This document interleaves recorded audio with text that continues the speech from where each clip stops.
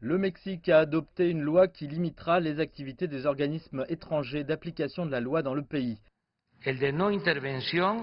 Dans une démarche qui aura un impact direct sur la coopération internationale dans la lutte contre les cartels de trafic de drogue, elle résulte des récents événements diplomatiques. La raison politique la plus récente se trouve dans l'arrestation de l'ancien ministre de la Défense du Mexique, le général Salvador Cienfuegos, il y a quelques mois aux États-Unis. Il y a des sentiments durs à l'égard du fait que cette détention majeure a eu lieu sans partager la moindre information avec leurs homologues mexicains. Les accusations de narcotrafic portées contre l'ancien secrétaire à la Défense du Mexique ont ensuite été abandonnées, et tandis que les avocats américains ont partagé leur dossier avec le Mexique, il n'a pas été rendu public. En effet, la seule réponse du Mexique jusqu'à présent a été de limiter les opérations d'organismes étrangers comme la Drug Enforcement Administration des États-Unis, des enquêteurs essentiels dans de tels cas.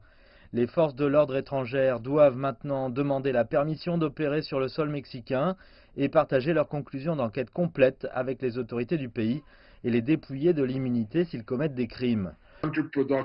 Pourtant, pour l'analyste en sécurité Alejandro Hope, il peut s'agir simplement d'un pointage politique. C'est arrivé en pleine transition politique aux États-Unis. Ils vont probablement voir cela comme une balle rapide lancée par les Mexicains en ne leur donnant pas l'occasion de parler au moins avec le Mexique d'une approche différente de la coopération entre les États-Unis et le Mexique. Aux États-Unis, cette mesure est perçue comme un effort visant à saper les enquêtes transfrontalières sur les stupéfiants.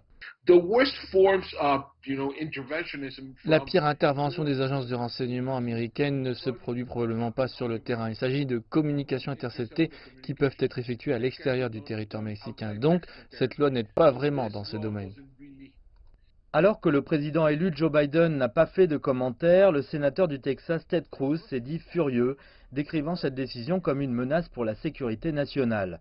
Pourtant, pour le Mexique, après une autre année record de violence, il est à espérer que la nouvelle loi ne conduira pas à une augmentation de la criminalité à l'avenir. Une partie de ce problème est créée par la demande américaine de drogue et l'offre américaine d'armes à feu. Les États-Unis devraient donc faire partie de la solution. Les deux pays feraient mieux de coopérer que de s'éloigner l'un de l'autre.